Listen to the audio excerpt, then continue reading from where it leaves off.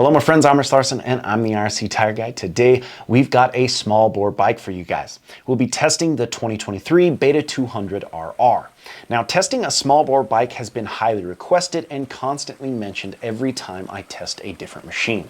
Most of these bikes I end up putting a lot of time on, whether that be riding or racing. So I've been somewhat apprehensive about putting a lot of time on a small bore machine. Truly, in the past, I have done a bit of testing on a few featherweight bikes, from the Sherco 125 to the Husky TE 150i and the KTM 150SX. I've even ridden a Husky TC 85 for a few minutes. Again, a little time. We're talking about a few obstacles, but enough time to get an understanding of what these machines are about. Of course, they're lightweight and they like to be ridden at the top of the power. They're fun to ride, especially at speed. Riding a bike wide open makes you feel like a hero, so they're a lot of fun. I think most riders understand that side of the small bore bikes. The question is, what are these machines like in technical situations? Slow riding, hitting obstacles, double blips, splatters, places where the low end grunt and torque is needed. The truth is, with my somewhat limited experience on small bore bikes, I always felt underwhelmed in the bottom end department on these machines. That's why I haven't gone out of my way to test an under 200cc bike. Me testing this machine is no exception. Dale, the owner of Cutler's in Orem, Utah, actually offered up his own 23 Beta 200 for me to test and do a video on. Now, I'll be honest, I went into this test with those preconceived bias from my previous experience on lightweight machines. I have to say I was immediately surprised. Now, as you know, I've spent a lot of time recently on Beta motorcycles. I'd say that has a bit to do with how easy it was for me to adapt to this bike. Right away, I felt comfortable and at home on the 200. I'd say I've never adapted to a different bike that quickly. Again, it's probably because I'm so used to the Betas, but I will say they've done a great job at keeping the same Beta-specific engine characteristics in a smaller package. So let's talk what this bike feels like. Right off the bat, you feel the weight difference. Now, the claimed weight of the Beta 200 is 214 pounds, compared to the 300's claimed weight of 228, a near 15-pound difference. Now, numbers are numbers. I could get a scale and give you the exact difference, fueled up and ready to go, but that doesn't really matter to me. What matters is what it feels like, and it absolutely feels 15 pounds different, maybe even more. The ease of maneuverability, balance, and control is undeniable. This thing is so much fun to ride, it feels like a flickable 300. Where it lacks in power, it makes up for in weight and lack of rotational mass, which to me is different from any other small bore machine that I've tested. They always feel somewhat lighter in weight to their big bore brothers, yet quite underpowered. So let's talk the power of the Beta 200. Does it feel like 100 cc's less than the 300? Sure. But what if we compare it to the 125 or 150cc bikes in its class competition? Honestly, it feels way stronger than 50 cc's more. Beta has done an amazing job at maintaining a strong bottom end power and snap on their 200.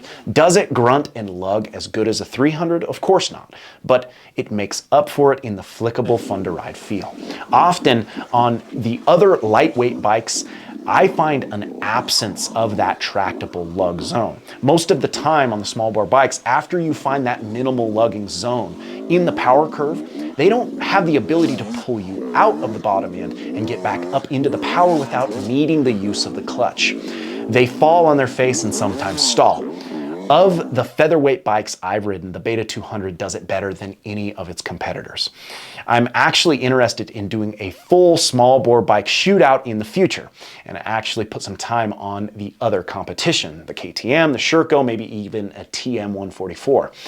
This definitely opens my eyes to the small bore potential, and I'm excited to show you more of my Beta 200 experience.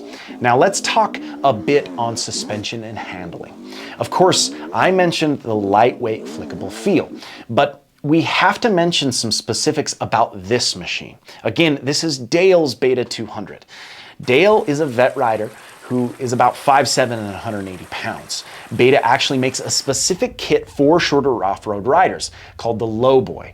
You can order this directly from the factory and then customize it and lower both front and rear suspension internally. So I'm 6'1", 180. It definitely feels low, although the performance of the suspension feels really similar to stock. The only difference is the loss in suspension travel and clearance. The travel honestly wasn't the biggest deal for me in hard enduro situations, but the clearance took a bit of adapting to and focus on in not catching my linkage or frame on obstacles. Other than that, I think this kit is well worth the expense for shorter riders. I've never really ridden a lowered bike, and I was impressed on how similar it felt. The stock RR suspension is Sachs compared to the Race Edition KYB I'm used to.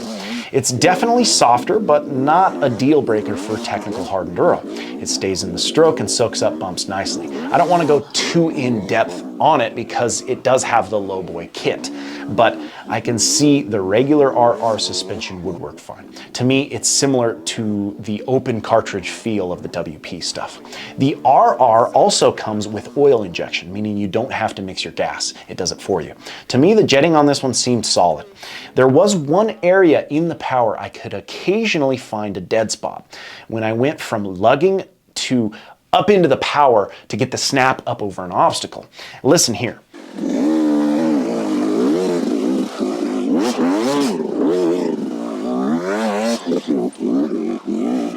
I suspect this is a rich characteristic.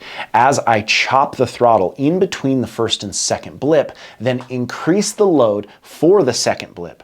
That chop, then quick input, overfuels, causing this very occasional dead spot. It's not every time, but enough for me to either change the clip position on the needle or run a leaner straight section altogether. Again, I only had this happen once or twice. I think the majority of riders might not even find this spot. Regardless, I'm sure I could tune this out, but being this isn't my bike, I'm not making any changes. At this point, I'm kind of just nitpicking.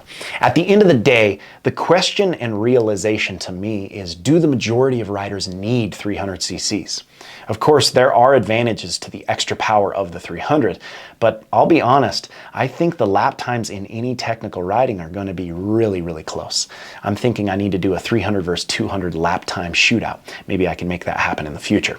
I think often riders think bigger is better. More power makes things easier. Even Johnny Walker has proven to be pretty competitive on his 200 recently.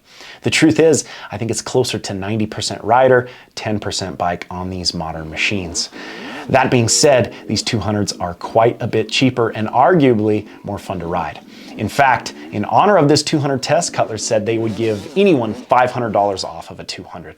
I might have to jump on that deal personally. Again, I'm thinking I need to do a small bore shootout of all the brands. Comment if you want to see that in the future. I hope you enjoyed the review of the Beta 200, and if you're enjoying the channel, make sure to like, comment, and subscribe, as well as follow us on Instagram at IRC Moto and my personal Instagram page at RichLarson511. And until next time, keep shredding.